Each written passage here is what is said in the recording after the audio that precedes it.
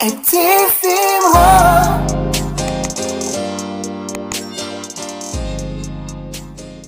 T'es-tu déjà posé la question pourquoi il t'arrive que des dingueries depuis que tu as donné ta vie à Christ? C'est normal parce que quand tu étais de l'autre côté, tu marchais avec le diable. Vous étiez de la même équipe et lui ne fait pas la guerre à ceux qui sont de son équipe. Aujourd'hui, tu as donné ta vie à Christ et le Seigneur t'a appelé à faire des choses. Et là, tu commences à rencontrer des obstacles, des murs. Jésus-Christ a vécu la même chose. Il a vécu dans l'anonymat pendant longtemps, mais dès qu'il a commencé à rendre ministère, il a été tenté sur la montagne pendant 40 jours et 40 nuits. En même temps, quand il est descendu, il a été la cible des pharisiens et des scribes qui ont essayé de le faire tuer, de l'accuser, de lui pointer du doigt. Ça, c'est ce qui arrive lorsque tu rentres dans ton appel. Mais aujourd'hui, je vais te parler de 3 obstacles que tu peux rencontrer pour accéder à ton appel. Le premier obstacle, c'est toi. Oui, tu as bien compris, c'est toi le premier obstacle. Imagine le Seigneur te demande de quitter un emploi pour aller le servir à temps plein. Ou imagine que le Seigneur te dise quitte la ville de Paris pour aller vivre à Strasbourg parce que c'est là-bas où je t'attends, je t'appelle pour gagner des âmes là-bas. Tu te poseras des questions, mais comment ça va se faire? Qu'est-ce que les gens vont dire?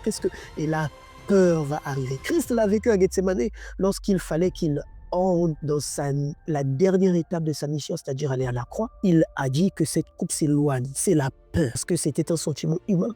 On vous rappelle que c'était 100% Dieu, 100% homme. Et ce sentiment est venu de telle sorte que sa sueur s'est transformée en grumeaux de sang. Et c'est un phénomène qui arrive lorsque le système nerveux sympathique va s'activer grâce à un stress très intense.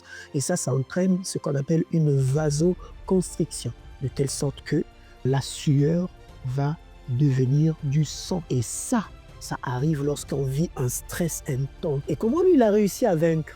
C'est lorsqu'il a dit « j'ai fait plier ma volonté aux paroles de ta bouche ». C'est-à-dire, il a dit « non pas ma volonté, mais que ta volonté soit faite ». Lorsque tu rencontres la peur comme obstacle, lorsque toi-même tu deviens ton propre obstacle à ton propre appel que Dieu t'a donné, va vers lui et commence à lui dire « Seigneur, fais de moi ce que tu veux ». C'est ce que Marie a fait.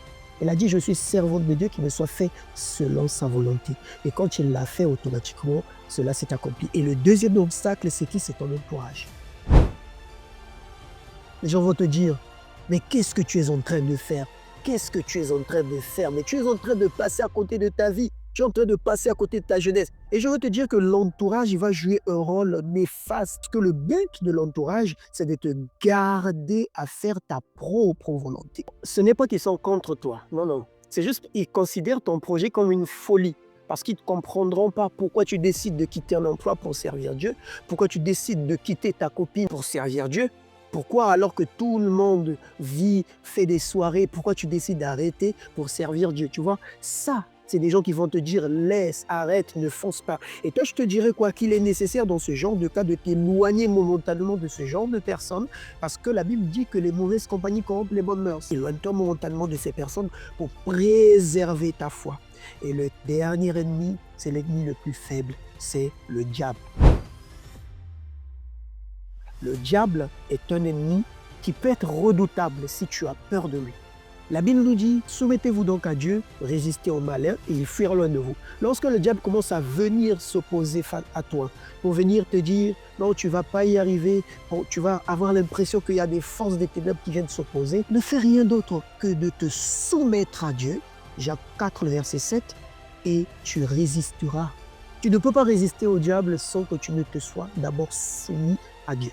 Donc voilà les 3 obstacles que je voulais te partager pour te dire fais très attention à ces 3 choses parce que ça peut t'empêcher de devenir la personne que Dieu veut que tu sois. Que Dieu te bénisse.